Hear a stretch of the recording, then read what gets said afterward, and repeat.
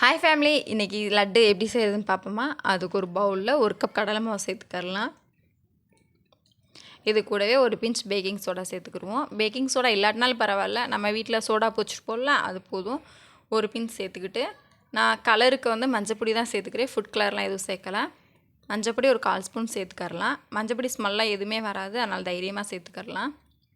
இப்போது விஸ்க் வச்சு இதை நல்லா மிக்ஸ் பண்ணிவிட்டு கொஞ்சம் கொஞ்சமாக தண்ணி ஊற்றி நம்ம பேட்டர் ரெடி பண்ணிக்கிடுவோம்.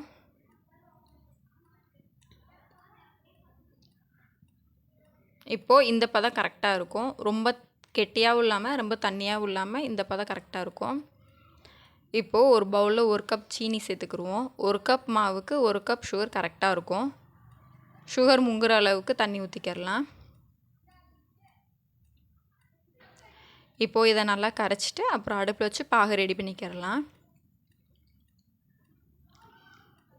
பாகு பதங்கிறது நம்ம ஒரு கம்பி பதம் சொல்லுவோம்ல, அது கரெக்டாக இருக்கும். பாகு இந்த மாதிரி கொதிச்சு வர டைமில் நம்ம பாகு செக் பண்ணோன்னா கரெக்டாக இருக்கும். இப்போது இது ரெண்டையும் இப்படி வச்சு எடுக்கையில் ஒரு கம்பி உடையும். இந்த பதம் கரெக்டான பாகு பதம். இது உங்களுக்கு தெரியுதான்னு தெரியல, ஒரு கம்பி உடையும். இப்போது பாகு ரெடி ஆயிடுச்சு, இருக்கட்டும். ஒரு கடாயில் ஆயில் சேர்த்துக்கரலாம்.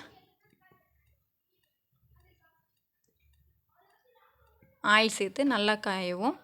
நம்ம வீட்டில் இந்த சல்லிக்கரண்டி சொல்லுவோம்ல, சல்லிக்கரண்டி ஓட்டக்கரண்டி, ஐயோ எனக்கு அது தெரியலை, என்கிட்ட பூந்தி கரண்டி இல்லை, அதனால் நான் இந்த கரண்டி யூஸ் பண்ணிக்கிறேன். இந்த கரண்டியில் நம்ம மாவு சேர்த்துக்கரலாம். மாவு சேர்த்து கொஞ்சம் கொஞ்சமாக ஊற்றி நம்ம தோசை பரத்துறது மாதிரி கரண்டி விட்டு வெளியேறாமல் பரத்திக்கிறலாம். இப்போது முத்து முத்தாக கீழே விழுகும். இது 20லேருந்து 25 செகண்ட் போதுமானது. கொஞ்சம் பதமாகவே எடுத்து நம்ம ரெடி பண்ணி வச்சுருக்கிற பாகில் மிக்ஸ் பண்ணிக்கிடுவோம்.